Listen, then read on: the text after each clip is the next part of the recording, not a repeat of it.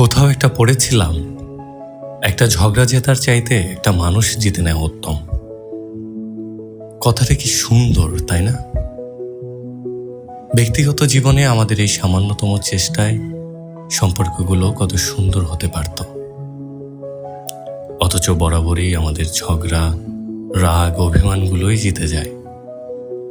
মানুষকে জিতে নেওয়ার কথাটা কেউ খুব সহজে ভাবে না, তাই দূরত্বটাই আমাদের কাছে সহজ। আমাদের আত্ম অহংকারের কাছে সম্পর্কগুলো খুব বাজেভাবে হেরে যায়। এটাও ঠিক, একপক্ষিক চেষ্টায় মানুষ একসময় ক্লান্ত হয়ে পড়ে। সেও আশা করে কখনো কখনো অপর পাশের মানুষটার থেকে আগে ফোন কলটা আসুক, সরিটা সে আগে বলুক, অভিমান ভাঙিয়ে সে কাছে টেনে নিক।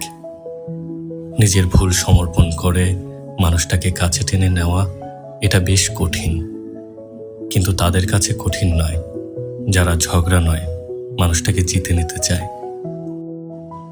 দুজনের সম্পর্ক আর ভালোবাসাটাকে জিতিয়ে দিতে চায়, তাদের জন্য সহজ।